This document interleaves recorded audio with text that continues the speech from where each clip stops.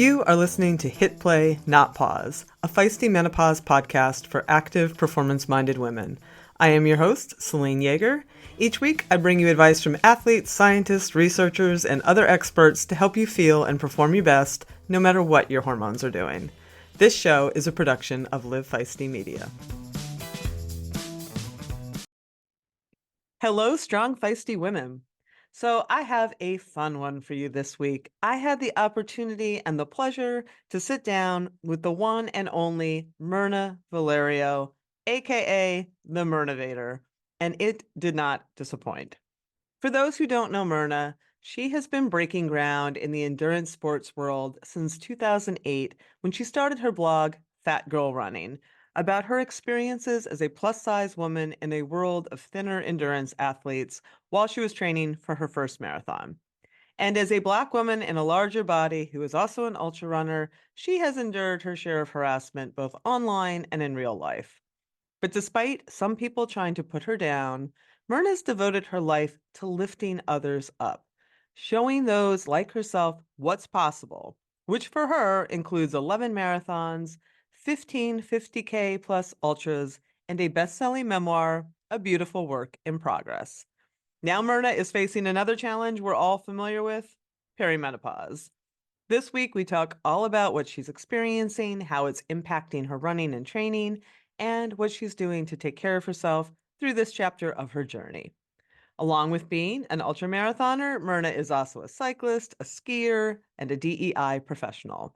She has been featured in the Wall Street Journal, Runner's World, and on NBC Nightly News, CNN, and in the viral documentary short, REI Presents The Mirnavator.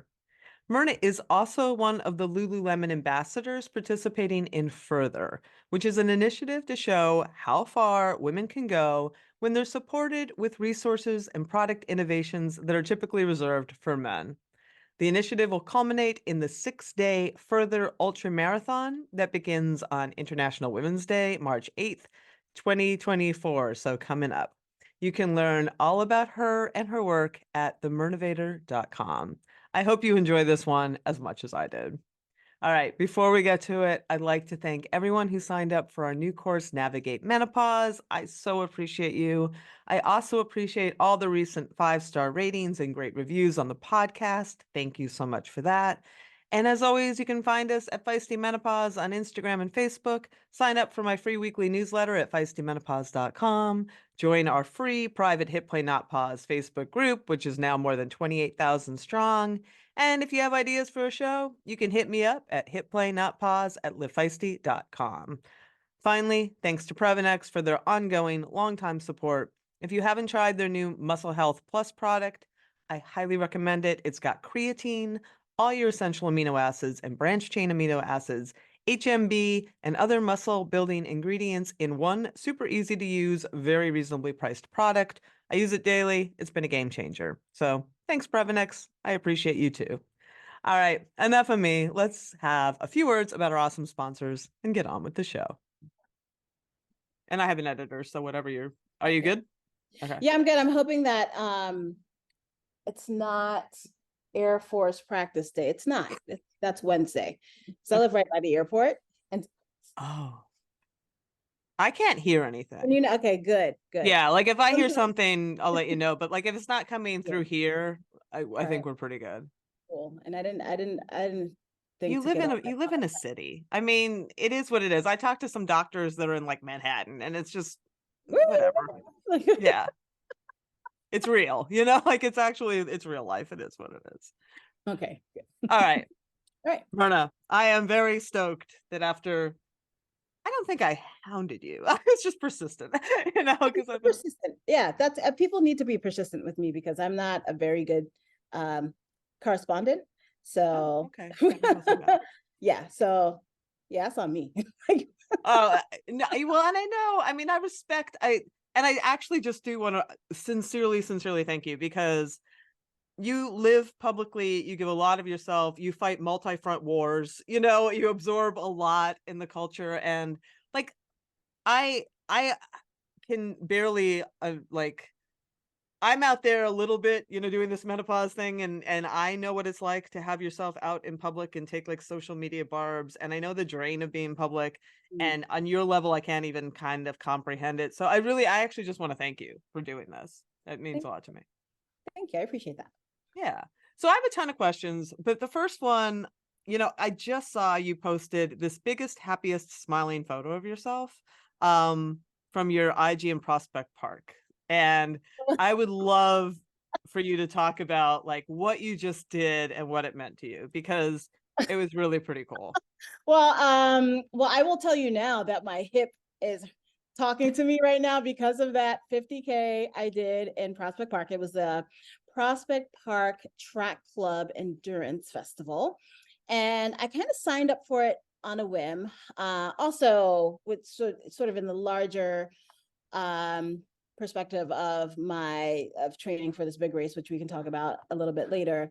My friend Latoya, who was in Brooklyn. I'm from Brooklyn. She signed up for this race and put it on Instagram. And I said, oh, well, I might as well sign up for it too, because I needed a longer race because I've been doing a lot of 25Ks, which is sort of like 50K is more in my wheelhouse. I really love that distance. I think my body is built for it.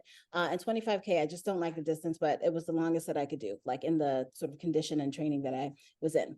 So, or the training that I had. And so, yeah, so I went in and I went in with a bad attitude because I spent a lot of money on a hotel and of course I'm like, oh, well, if I don't finish it, I will have spent all this money on this hotel and all of this energy, all this time driving to New York from Vermont to not finish it. So like I kind of went in with low expectations and an attitude. So, but I got there and it was raining. It rained Oh, literally all day. and cold. It had to have been And cold. well, the temperature was kind of okay in the morning and then it fell throughout the day. And I had a rain gear on and I got soaked and I changed into some more rain gear and I got soaked because it was windy.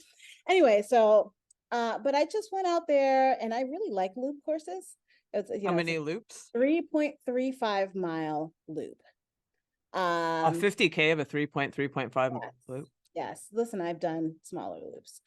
And I really enjoy that because obviously I enjoy point to point races and big like 1 loop 2 loop courses as well when they're in the woods and also on pavement but yeah I could just zone out and get the work done. And so I didn't even listen to music until the last loop because I was in New York City and Oh. there's tons of noise and people and sounds that kept me occupied. I was also in my head a lot of the time. I got hit on during my second loop. So that was an adventure. Hit on in Spanish. And so I just, after my fourth loop, you know, I said, well, I'm just gonna get this done because it would be dumb to stop. I'm feeling fine. My body doesn't hurt that much. It'll be a slog.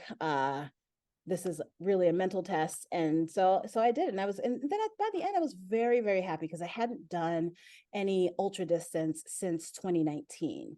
And my last marathon had been 2020, the 2020 LA Marathon, right before shutdown Right. happened or various shutdowns happened. And then I, became injured and then had to contend with that and with COVID happening. And but yeah, so it felt really good. I was so glad that I could really feel good about calling myself an ultramarathoner again. That's awesome. And Mhm. and let's, I had some questions around you mentioned sort of those timelines and the injuries, and it's just sort of diving into perimenopause because that's what, that's what we're talking Yep. about here on the show. But, it's clear. I listened to a recent podcast with you with Nicole DeBoom Mhm. and some of your social posts it's clear that you're in it and you've been talking about it. Right. But I feel like I want to set the stage a little bit because I know you had the meniscus surgery in 2020. It sounds like you also maybe had some perimenopause stuff creeping up in 2021. You talked about some night sweats and anxiety and brain fog and body shape changing on that podcast with Nicole.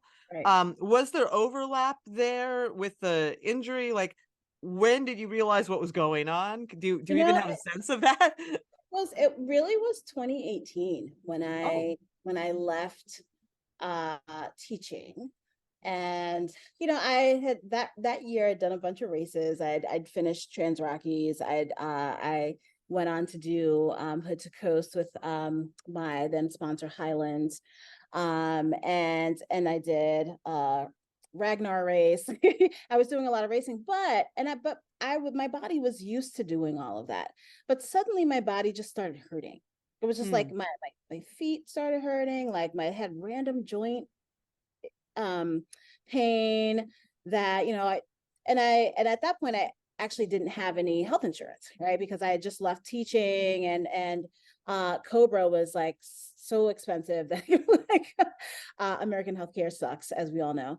And so like I couldn't afford it. So like I was very knowledgeable then about perimenopause and stuff. I didn't think that I necessarily had started that, but now in hindsight, I'm like, oh yeah, that definitely was it. And then and of course, like I changed my job. I was now this sort of I had gone rogue with various sponsorships and stuff, and so there was that anxiety of just being able to make a living, and I was okay, but I still had some anxiety about it, and other people had anxiety for me, including my family. And so there was that, but I did absolutely notice that I started having these joint pain, and then the following year, and I'll skip to the following year, 2019, was speaking at a I was speaking at, I think it was Mountain Film, one of the big film festivals, and they were on tour, and it was Savannah, and I spoke down there in Savannah 6 times in a row, and um, and then at the end of that, got a frozen shoulder.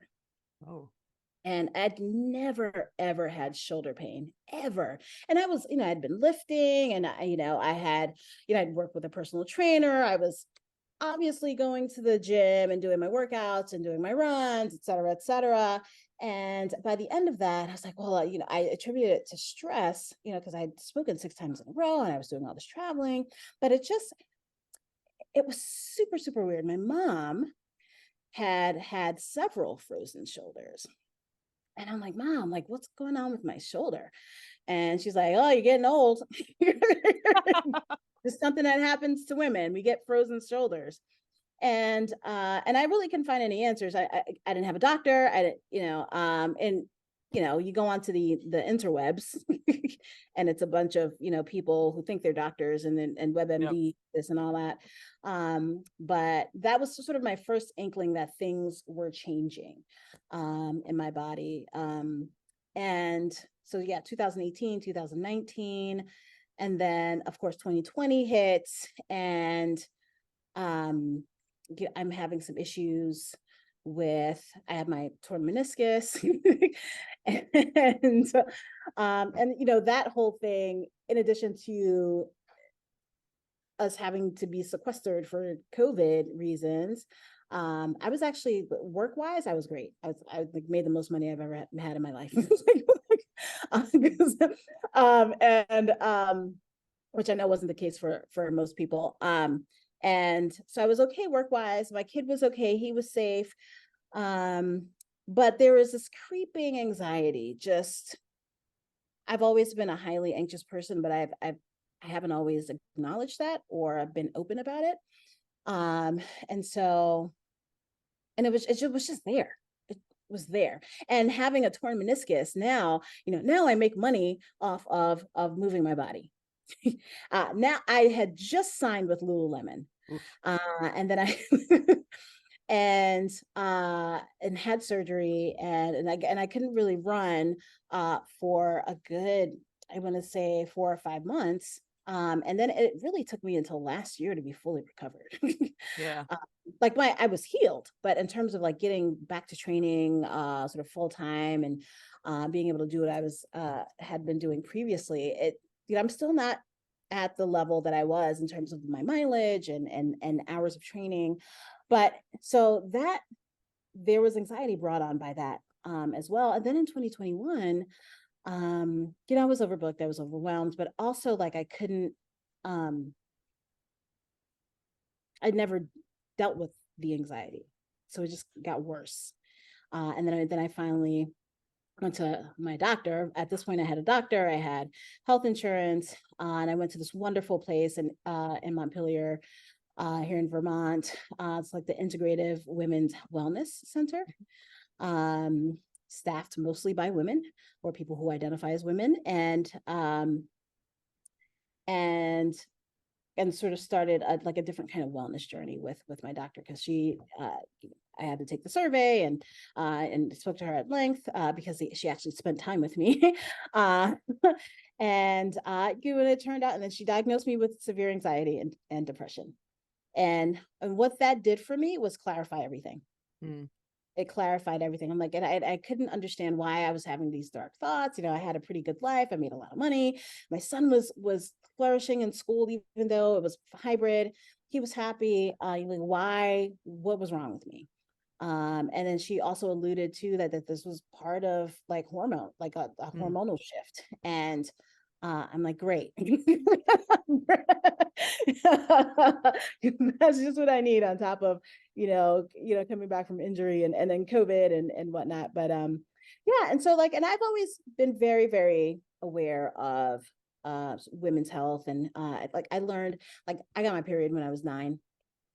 And before then I had books, and my mother was very open about what happens to your body. And so I was very, very fortunate to always have like a certain level of awareness. But it still feels like I'm like, why is my body betraying me right now? Why Did she is talk about menopause though? Did you ever have that? But she didn't necessarily talk, but when she was having hot flashes and stuff, she's like, well, I'm going through the change, and the cool thing about that was like, she didn't give a shit about anything. I mean, I saw this shift in my mom, where she's absolutely a people pleaser, and to her detriment, right? Sometimes, and she, she's still like that, but she's a caretaker. That's sort of that's what her wheelhouse is, right? And but to see her not give as much time and energy to things that didn't serve her, to see that was amazing. I want to emulate that. So then we took a little tangent because I was curious when you were talking about and your mom. I ramble, so yeah, but so you're still talking to your doctor, who's then telling you like it could be hormonal too, and you're like, oh shit. Were you having hot flashes, night sweats, that kind of thing as well? No, Okay. not at that point. Like I just started getting, and I haven't, as far as I can tell, haven't had any hot flashes, but definitely the sweating started in the last year. Just like waking up completely drenched. And I'm like, what, did I have a fever? And like, when I wasn't thinking, perimenopause, and I'm 47. I was like, oh man, am I sick? That's when I started having them, like 47, just soaked. Yeah. And then I'd like take the covers off me because I was so slimy. And then I would get cold. Now my body is damp and wet. But honestly, that hasn't been as disruptive as I thought it would be. Like because I fall asleep very quickly afterwards. And so so far, I haven't had sleep disturbances. I did have a lot of trouble just getting enough sleep, but that wasn't due to perimenopause. It was just because like the anxiety and like trying to get work done. Well, maybe the anxiety. Well, it's all this big circle. And like just trying to get all the stuff done. And but yeah. So did the doctor, when she mentioned that, did she then also offer anything to you in the way of perimenopause treatment? No. The only thing she offered to me, and which I declined, was and like an antidepressant or like some sort of like medication around anxiety. And I said I wanted to try talk therapy first, and which I didn't. I still haven't. But yeah, so like I'm actually and I'm feeling way better about that the the severe anxiety diagnosis, because like again it clarified a lot of things for me, and then I was able to like have some coping strategies, or just strategies in general, for dealing with what was going on in my brain, and knowing that it was a function of this anxiety, and not necessarily reality. So, but yeah, but in terms of like hormones and stuff like that actually that's something that I might consider in this upcoming year, because now like my body's hurting much more, and my body has changed, and Changed how? man, my belly, like I've always had a belly, always, but it protrudes in a way that's very different than it has before, and it's changed my posture, and my hips are wider, and that is, and my butt is bigger. Like I always had a super flat butt, so much so that my sister used to make fun of me. She's like, well, that's why you got a flat butt. I'm like, and anyway, so yeah, and well, I know my family noticed. They were like, we know you're deadlifting, but what's going on back there? Like, not in a negative way or anything, not in a derogatory way. But I was like, yeah, I know, like it's bigger. Definitely wider. My clothes fit more differently, or very differently rather, than they used to. And while there hasn't been since COVID anyway, like weight gain, the where the weight deposits itself, the shifting around of things is different. Yeah. So and I've noticed that, and like, because I've been in a lot of like campaigns and like photo shoots and video shoots and whatnot, and that, like, and it also shifts the way that I see myself, because it is different. So yeah, lots of stuff going on. Does it change the mechanics of your running? Oh, absolutely. I even, so like there are these I have these like fat pads, right at the top of my thighs, in between my legs, that weren't there before. And I was like, well, maybe I should get it surgically removed, so like I am not, so my running, my gait doesn't change as much, because my gait changed. And because I'm like trying to like move around the fat, and are there cosmetic reasons? Maybe, but like really it has definitely changed my gait, and then my hips are different, and that's probably why I'm having some hip pain right now. I also just did a 50K, so be that as well. But I've had more like sort of consistent soreness in my hips, and I know that also, like in the reading that I've done, because I do my own research. I try to read peer-reviewed articles, etc. Yeah, and yes, I know like the hips start changing, and also like I've never cracked my back before, unless I was at a chiropractor. And I know that's something that comes with age, is like you're like cracking your bones, and like, then it's so funny, like, so I don't know, it's very obviously changing. Yeah.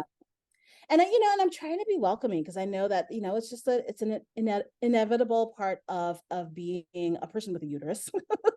And yeah, I wish more people were welcoming. What do you mean by that? I don't know. I wish society was more welcoming to women getting older. There you go. That's what I mean. Yeah. We're working on that. Yeah. Well, maybe not in our lifetimes. That's why we're trying. That's why we're here. But what was I going to add? Oh, you had alluded that you might investigate hormone therapy. And I do think the research is as far as like weight distribution and what it might or may not do there, but for sure the musculoskeletal stuff, the joint stuff, Yeah. it seems worth investigating. Yeah, I've been following Dr. Jen Gunther Mhm. and Dr. Von der Wright. Have you I'm a very good pal of Dr. Von der Wright. Yes, and like, and she really is the one that hooked me onto this idea and the notion that of all of these musculoskeletal changes, and I'm like, oh my god, that's what's happening to me. Yeah. Yeah.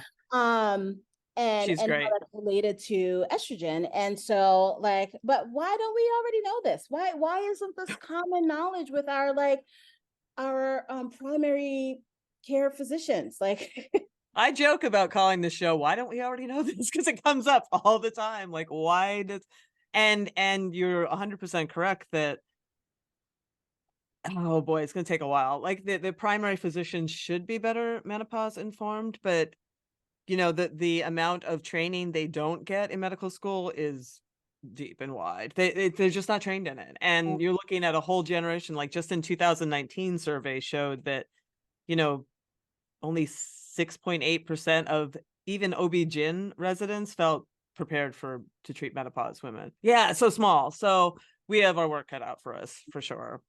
And I mean, I know you do a lot of DEI work, and the research shows that Black women have a rougher time. And I don't know if you identify with that. I mean, do you feel like they talk about, and you are doing a lot of work in that space, and you have to be absorbing a lot of stress from doing that work. Do you feel like, do you identify with well, that first research? of all, I had to look up the word allostatic.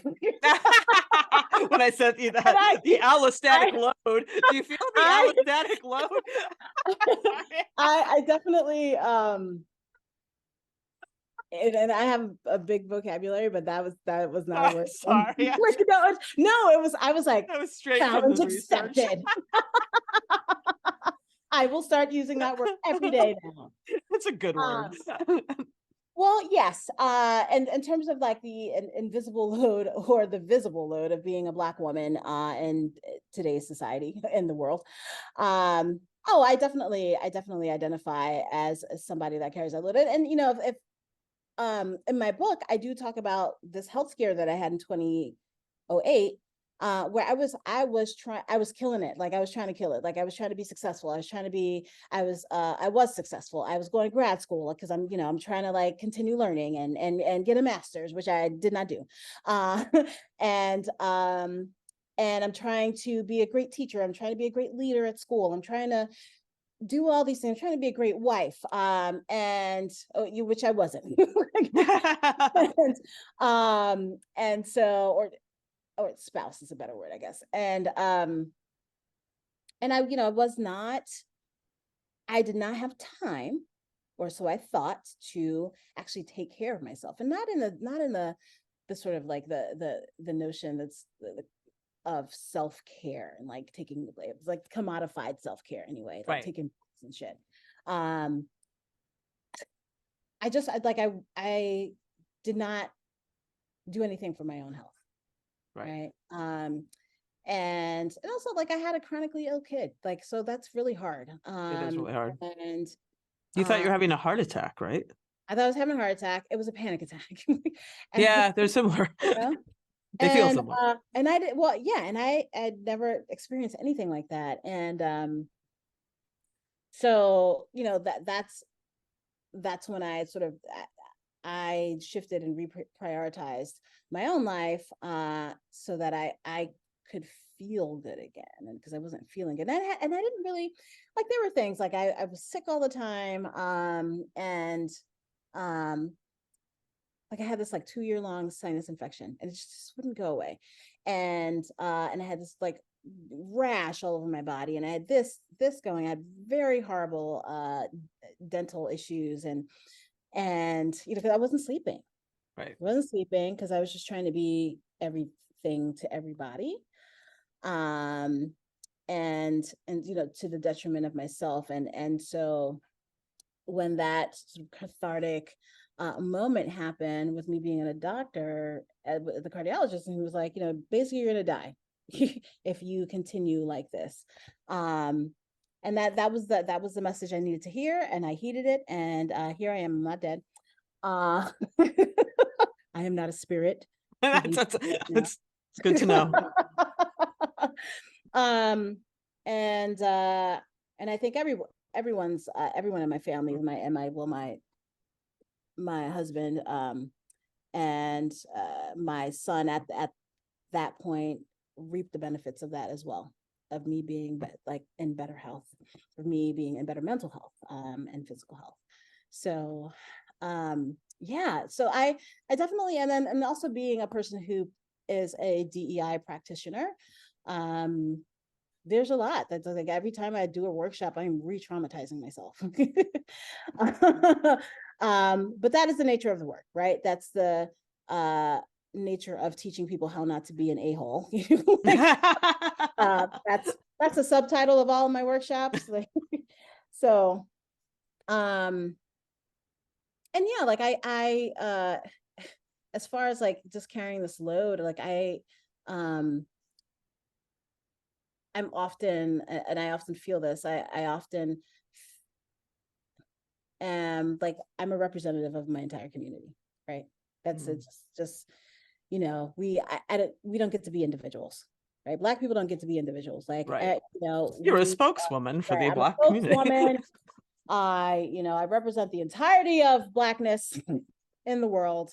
And that's, that is a heavy load, right? And so I always have to be super careful about what I say and what I do and how I present myself in the public, and how it's really hard to have a bad day, and just be allowed to like have a bad day, have a bad attitude, because that is reflective of my entire community, right? And so like things like that, I think are it's very common among people in sort of who live their lives publicly, and also people who don't.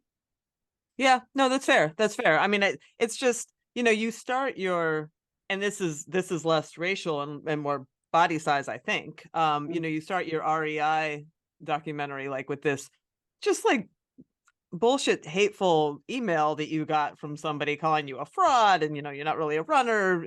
And like I mean, I know, like, don't read the comments and don't listen to trolls, but Human that beings. has to go. Totally has to go in.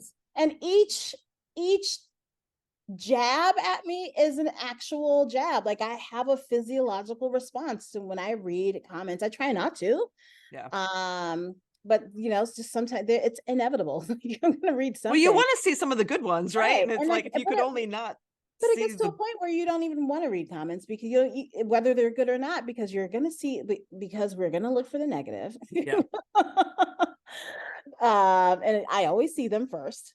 Even though the vast majority of people commenting are the vast majority is wonderful, and people saying that they're inspired or motivated, or like, oh, it's so cool that what you're doing. And of course, one of my partners is Ford Bronco, and they boosted one of my posts, right? Oh, I just saw it today. And yeah, and the comments I get from randos, she's driving to the McDonald's. She's, it's the same thing over and over again. That's, like sort of common parlance, parlance, in terms of fat phobic and what's the other word? Anyway, so fat phobic discourse, right? And so like I see that all the time. Like it'll pop up like at the top of my notifications, because I'm also like part of doing what I do is being on social media and showing what I do and interfacing with people. And so yeah, it hurts. It hurts less, but it's still really annoying and disheartening. And like, what if they catch me at a bad moment when I'm like feeling when I'm having certain feelings or feeling some type of way, as as we say in the vernacular. And if I were someone else, like that could have a a really bad effect on me, and my self-esteem, and but look, but it hurts. How do you Hurts. take care of uh, yourself? um, Stress definitely exacerbates yeah. menopausal symptoms. Like if there's nothing else I have learned in the 3 years of doing this and talking to all the experts, is like, and like watching it myself, sort of like wearing a CGM and doing all this aura rate, like I'm like, wow, okay, I can see like what they're talking about. But like how do you take care of you in that? So I've started this. It's a fairly new thing. Um, I try not to go to bed with, and thinking about all the stuff that I have to do tomorrow, Mm. because I might write a list down, all the things that I need to accomplish during the day tomorrow. So I'll write it down by hand. um and because there's that sort of graphomotor memory, or is kinesthetic memory, and so I have it. Those are my teacherly terms. And so I'll put that on my table, and then when I don't have to wake up by a certain time, I'll leave my phone um out in the kitchen, or I'll listen to a book or something like that. I have this nighttime ritual that I do to sort of get my mind and body ready for bed. Mm-hmm. I'm not very good about the 2 hours of screen-free time. I'm not good at that. And Nobody is. you know what? And it's not realistic for me. Yeah. Because I'm like very often working up to I go to for a bed. good 20 minutes. If I can get like 20 minutes with Exactly. a book. Yeah. Exactly. And but I have a nighttime ritual which I love. I've got a diffuser. I put my diffuser on, and I take a shower. And so when I go into my room, it smells like the diffuser. It's usually some sort of eucalyptus or pine or something like Mm. that. And I sit down and massage my feet, and I have this like lotion that I only use at night. Oh, nice. Crabtree and Evelyn. No, actually, it's L'Occitane. I changed it. And so I really love that ritual of just kind of like resting, because I know that I'm a morning person. Me too. I know that I am my absolute best, most efficient, most clarity having person in the morning.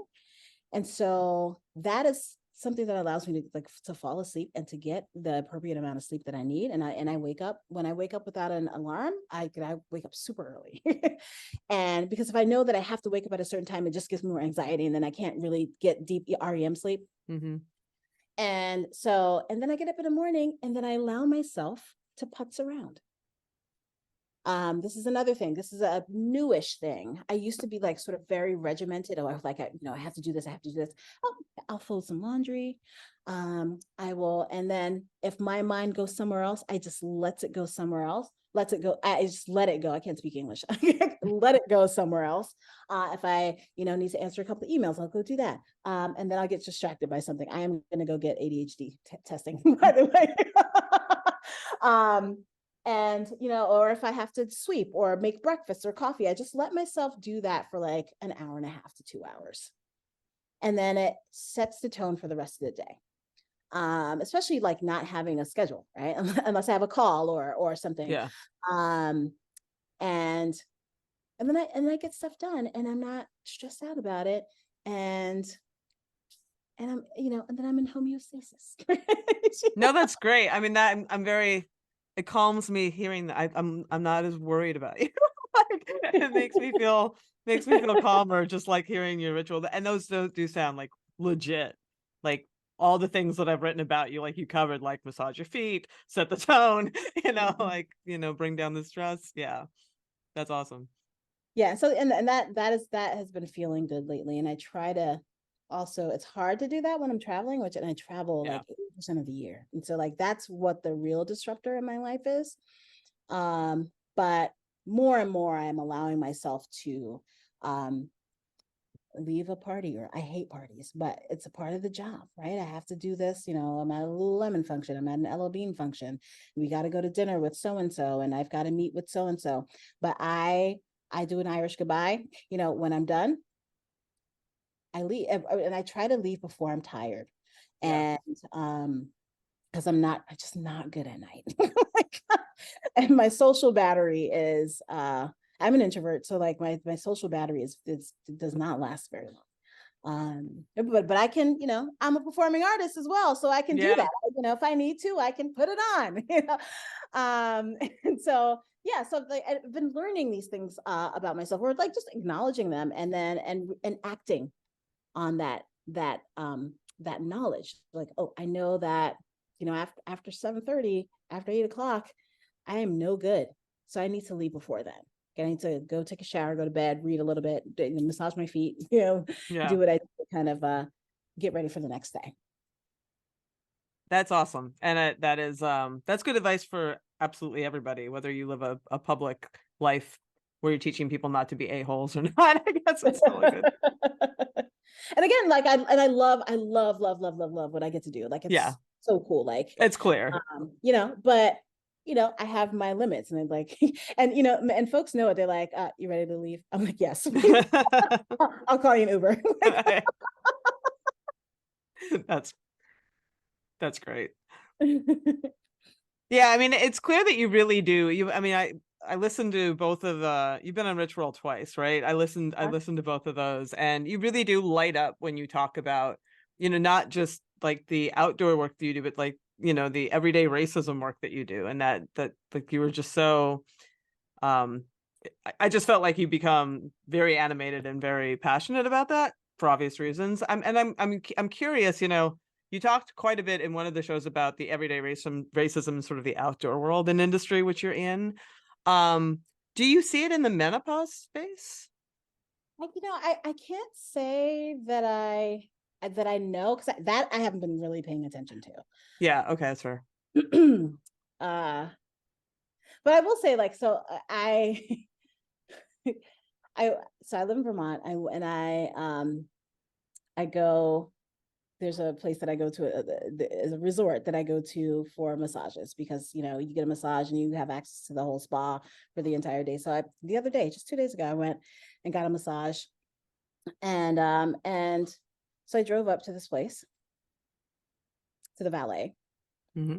and nobody. Normally, folks would come out to greet you. Nobody came to like greet me, and it's like I was very clearly in the valet line, and no one came. And I'm like, I was like, okay, well, maybe it's because it's cold. So and this sounds very very privileged. I'm waiting in the valet and to get my massage at the spa. Car. But this is but my point is that, like, I go there and I'm like, I'm waiting, and these people are looking at me, and granted, I'd never seen a Black person use the spa before, and there's not a lot of Black people up in Vermont anyway. And so, like, I'm like, what do they think? Do they think I work there? And so I'm like, finally some guy runs out to go get a car, and I'm like, is this the valet line? And he's like, yeah.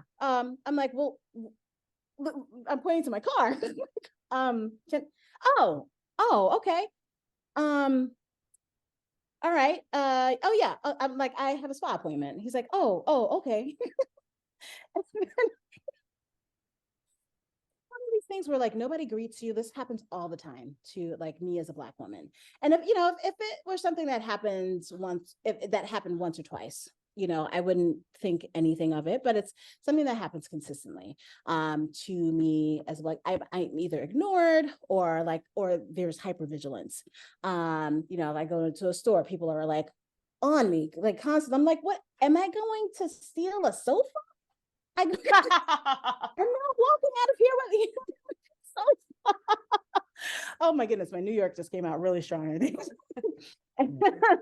And so that's something, like, I was thinking about that, and thinking about racism and the sort of the everyday toll, the allostatic load. load. For those who might be confused by this, I always send questions ahead of time, and I used that phrase in one of my questions without even, because, oh my God, like, I spend so much time in PubMed. Should have right? read that one And twice. CI dot like, yeah. And so like, and I was like, but here's like, I was annoyed, but I was like, you know what? I'm just gonna go about my day because I'm getting a massage. Like, not everybody can get a deep tissue massage after a race, you know, like, and this is something that I've been doing is just like not giving a You can fuck, say it. being myself, not giving a fuck. And just like I walked into the spa check-in, and normally I'm very bubbly and smiley, and like I'm not going to perform for anybody today. That's what because I'm so tired of it. I'm like, I'm just not going to perform for anyone today. I'm not going to smile. I'm not going to be bubbly. And I'm just going to go in. I'm a customer. Give me my massage therapist, please. Ended up being a wonderful massage and such, but like, that's all of that is a roundabout way of saying that like I have felt and started to sort of disengage from performing for people, and trying to be a palatable Black person. You know what I mean? Like, I don't know. I don't know if that makes any sense, but like that I've noticed this change as I get older, as like it eats away at me. And the more I disengage, the more care I'm taking of myself. And I absolutely think that's an effect of perimenopause, and like, sort of coming into that stage of life. Mm-hmm. Oh yeah, no, and it's one of the better parts of it, if you ask me. Oh, I love that. I love it. Yeah. Yeah, and just like say, no, I'm not doing that. No. Yep. Don't be ridiculous. I'm not doing that. That is 100% one of the perks of the stage. I absolutely don't. I want to pivot a little bit because I know that you're also doing. You hinted that you were training for something, so I want to make sure that we hit that. And I also want to hear a little bit more about the Lululemon Further project that you're part of. Yeah, so that's the thing that I'm training for. Oh, okay. So Lululemon Further is a 6-day race. There are 10 athletes that are involved. And I think, did you speak with Camille? Mm-hmm. Okay, yes. So Camille is one of the athletes, and first of all, it's like so cool to be like on a team with Camille, like, oh my, and Devin Yanko. So cool. Because I idolize those two women. And so yeah, we're on this quest to do as many miles as we can do in 6 hours. Now, not that, and it's like 6 days. 6 days. 6 days. 6 hours would be something entirely different. But 6 days. And it's not that 6-day races haven't occurred before, but they've never occurred sort of under the auspices of a big research centered organization, the Canadian Sports Institute, and with all of their resources, and then with the resources of Lululemon. And so they've partnered together to put on this 6-day race where, each individual athlete is trying for their best, their PR, in terms of mileage or kilometerage. They're Canadian. And so, yeah. And so, they're probably going to be a couple of attempts at the world record. I'm not in that group. I'm just trying to studying you guys too? Is there a research component? So in this quest, we've done all sorts of testing, and body scans and all, like really, really interesting stuff, and VO2 max tests. I mean, like, I had never done a VO2 max test before doing this. We're saying yes to this, and I cried. They're terrible. The first one, we did one, then we did one the next day, and on fatigue legs, and then I definitely and I was actually about to get my period. I had just come off of a really bad sinus infection, and I had traveled in the day before, so just not great conditions. But I mean, like, look, that mimics, sometimes that's race day, right? Sure is. And so I felt like I didn't do well, and so I was a big baby. I'm like big slobber. I was like, my Paris. Like cameras on us and stuff. And then we did it again the next day, which I did better the next day, of course, on fatigue legs. And then we did another round of testing. And I don't know if we're going to do it again, but like, it's been really cool to have that information, to have access to that information and access to those types of resources. Not at liberty to say anything else about any of the other testing, but it's been really, really cool. And to have someone with my body, with my kind of body, my shape, my size, also my race, involved in a, I guess, fairly, it's not really wide ranging in terms of the amount of people that are in the study, but to a fairly important study on women's endurance. Yeah. But it just blows me away. Like, normally when people with my kind of body and body size and shape are studied, it is pathological. You know, when is this person going to become diabetic? When is this person going to have some sort of heart disease or a stroke, or you know, and it's you know, when are they going to break their knees? And when are their joints going to fail in general? Like stuff like that. And that's not what this is. That's so cool. This is about, what can this body do? What can these bodies do? How long can they go for? And that's like, and what is the potential? And I think that, for me personally, is the coolest part of this project. Has it been a bitch to train? Absolutely. When is it? It is we start on March 6th. Oh, okay. March okay. 6th. So it's not that far away at this point. No, it's not. And it's been, and so this is the first week, and I've done Trans Rockies. I finished Trans Rockies in 2018. I attempted it in 2017, got 75 miles in out of 120. Loved it so much, even though it was hard. Went back the next year, finished. And so like, I know I can do 120 miles doing a lot of climbing at altitude. I know that, right? About my body already. So like that, for me, that's already an accomplishment.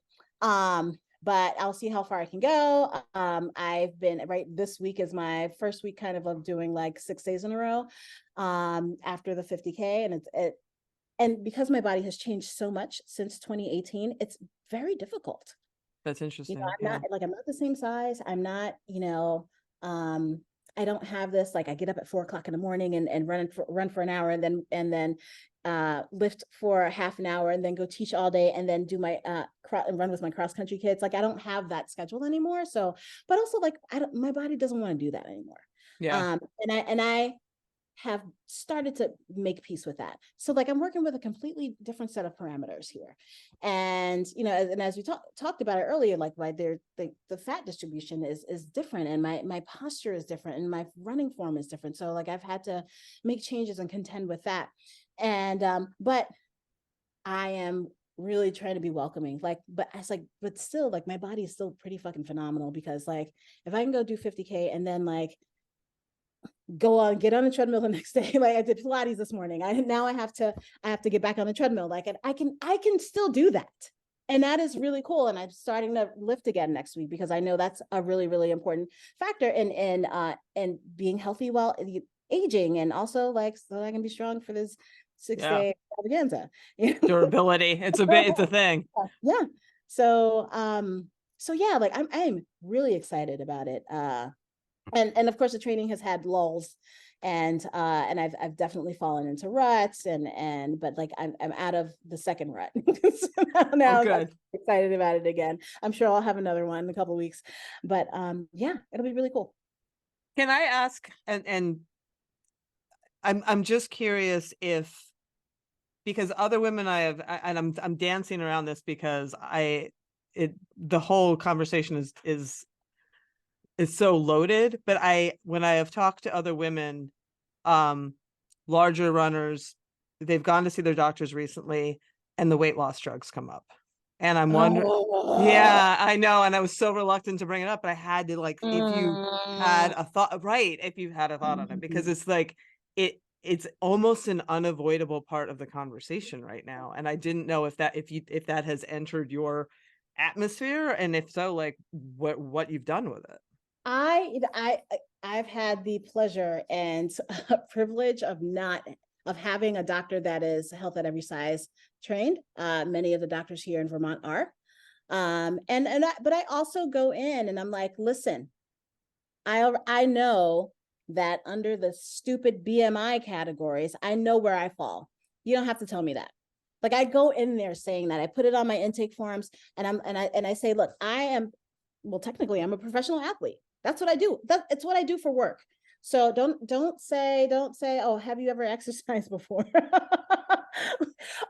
Which a gynecologist of mine a couple of years ago, before I left school, said to me, and I'd gone in, there was some issue that I had wanted to discuss with her, and I had just done a marathon it was like Thursday or something like that. And I had done a marathon the previous Sunday, and I had another one the next Sunday.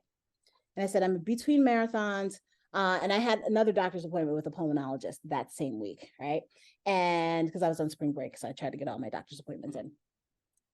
And so the woman, the gynecologist, was like, well, have you considered exercising? And I had just told her I just finished a marathon. She couldn't hear it. Like, she couldn't Oh hear my it. God. And then the pulmonologist said, I went in because I had a resurgence of asthma, because I've been asthmatic since I was born, right? But sometimes I don't have to take an inhaler. Other times I do, and so I had been having some problems, and so I went in, and it was the same week. I was like, look, I just want to go into my next marathon. And I said my next marathon, knowing that I won't drop dead. And so then he starts talking about something like that. And then like 3 minutes later, he's like, wait, did you say you were doing a marathon? I was like, well, I said I did one on Sunday, and then I'm going to do another one this Sunday. So that's why I'm asking about an inhaler. He's like, oh. But those were kind of like, I want to say probably around 2015 or so, maybe 2014. And then the next time I had any issues with the doctor was when I was getting my medical form for Marathon des Sables. You have to go to get a physical, and you have to also get an EKG before you head out there. So that's why I was at and this wasn't not my doctor. Because at this point I didn't have a doctor yet, and so I went into this one of my mom's doctors, and and at the end he's like, oh, so what do you need this form for? I was like, well, I'm going out to Morocco to do a race, a running race in the desert.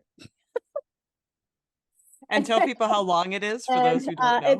It's a 6-day, and I don't even know. I went as media, and I only did the first day, right? That's fine. And which was like 30K, and I was like, yes, because of course they don't tell you the distances until you get on the bus to go to right.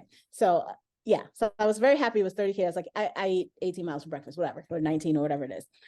And anyway, so so I go to this doctor, and like we get the EKG, and he's like, okay, he's like, well, everything is normal, but like I'm a little worried about your BMI. I'm like, I just told you. I was like, listen, sir, I just told you I am going to do a race. I do this professionally. It's what I do for work. And you and I both know that BMI is bullshit. He's like, well, yeah, but it's something you should worry about. You can't win. And literally everything, like all the metabolic profile or panel was, perfect. And it's always like, well, your blood sugar is great. And your blood pressure is, yeah. And let me just do it again and make sure, because it was, low for a person my size or whatever. And so there's still a lot of work to be done in the medical community. I have no doctor of mine or has mentioned Ozempic, Wegovy, any of those weight loss drugs. or any sort of weight loss surgery, or no one has done that. I think because I have been preemptive and saying that is not what I'm here for. Right. So please don't talk to me about those things. And I'm very like sort of like aggressive about it now, because I have to be. Yeah. Yeah. No, that's why I hedged on if I wanted to ask the question, especially after we had such a great positive discussion on the Lululemon project, but because I know it comes up so much with people that I've interacted with, I really did want to hear your. Yeah, and I know people. There are folks that is part of like what they want for themselves, and that's fine. Like I believe in complete bodily autonomy. Yeah. But that's not something that I want or need for myself. Excellent. Yeah. Well, Mirna, I'm very excited for you, and I will be cheering for you for your the Lululemon effort and seeing what yet to come that you have not been able to talk about.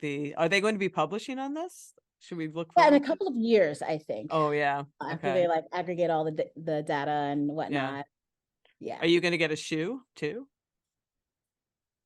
I'm looking at my shoe right now. Yeah, a new apparel. Yep. Nice. That is really exciting. I have two little mannequins, two little like 3D printouts of my body, like two little ones. Really? Part of the process of, and not further specific, but of being an ambassador for Lululemon, is doing stuff with apparel and doing a lot of fittings and stuff like that. And so like they have models of our bodies, like, and it's so cool because I have like a little superhero. A little fat superhero, Mirna Valerio. And when people come to my place, they're like, oh, "That's the coolest thing I've ever seen. I wish that this kind of thing existed when I was younger." Like I would see people that have different kinds of bodies, like just in non-negative ways, like represented in non-negative ways. Like so that's been really cool. So I guess that's how they make our clothes. That's rad. Is there anything that we haven't talked about that you thought that you'd like to express to our audience, or keep moving? I mean, like, today I went to Pilates. My entire body was hurting, especially my hip, but I have some issues with sciatica, but I almost canceled because I was in a lot of pain. I was very anxious about it, but I was like, I'm going to go to Pilates. I'm going to tell the instructor that I'm in a lot of pain. And it was fantastic. And I needed the community. I needed to see other women moving in all their various ages. It's an older group that does this Pilates class. And it was exactly the thing that I needed. And my body felt better. I moved it in a really gentle and loving way. And yes, like be gentle with your bodies. Be patient because I know it's really hard. And I'm also working on that. And be kind and loving. Well, that's our show. Come on back next week when I talk all about how to keep your vagina and vulva happy, healthy, and comfortable with Dr. Rochelle Bernstein of Purely Menopause. You won't want to miss this one. So come on back for that. And until then, as always, stay feisty.